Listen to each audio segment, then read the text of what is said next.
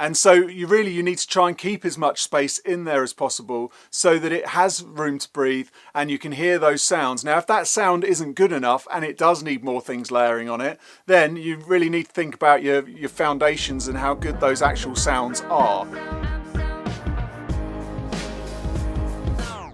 Hi, I'm Streaky from Streaky.com. Today I'm going to give you some simple secrets to get your mixes sounding louder. Now, the main problem I see is layering. People seem to put far too many things going on in the mix. To get something sounding loud and to get something sounding perceived to be sounding loud is you need to have space around the sounds that you're using.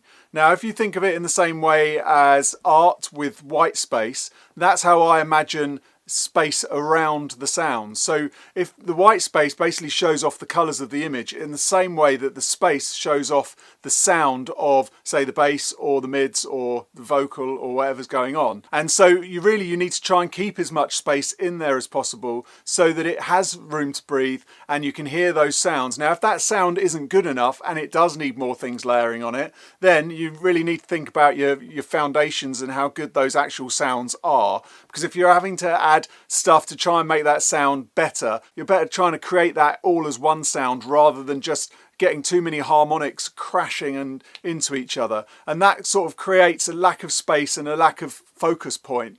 And so that brings me on to my second point, which is focus point. And you need to always have the mix working in sections and everything working back from, let's say, for example, the lead instrument is the vocal.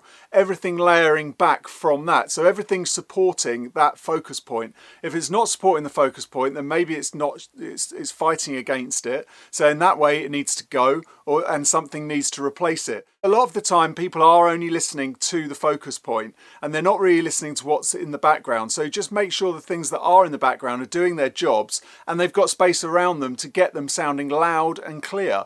Now, when I'm mastering something for people, the mixes I can get sounding the loudest are the ones with the most space, because what happens, I can put compression on it and I can limit them after they've been mixed and I can push that sounds into the space that's left, and then that just gets it sounding louder and louder. If you listen to an album that has a piano track on it, for example, and you have loads of tracks around it either side that are really compressed with loads of instruments going on, you may think they're going to be the louder ones, but it's actually the piano track. The dynamics are really loud and there's not a lot of harmonics clashing, so that actually just really stands out. And a lot of the time you've got to just turn the level right down on it so that the other ones can sit with it, because otherwise your ears, the focus points that your ears are locking onto with the piano are much louder than what they hear when they just hear a wall of noise.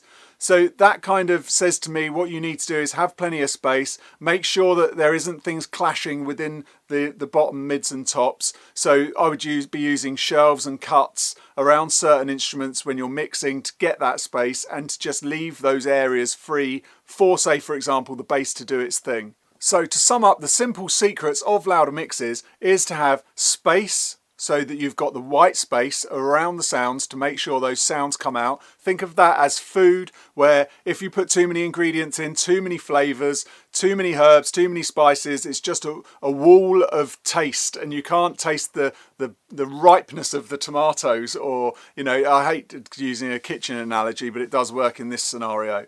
So get the space, make sure to get that space that you're using cuts and trims and nothing's really overlapping into each other areas.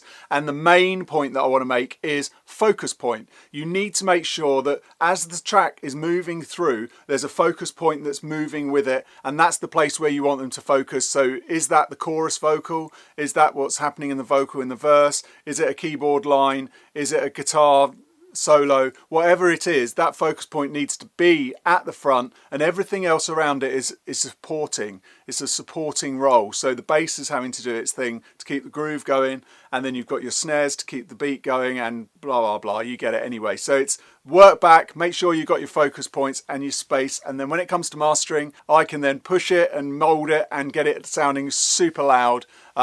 And it doesn't have to be crushed then, it can be really dynamic still, but be as loud as any other commercial track out there, if not louder. So if you like this video, please subscribe, please like it, and please please go to Streaky.com and sign up to the Audio Anoraks newsletter. This is where I give away products every month, tips and tricks on pro audio and mixing and mastering and various other things that I see around the web that I can't do on YouTube. So please go to Streaky.com. There is a link below in the description. Till next time, thanks for watching. Bye.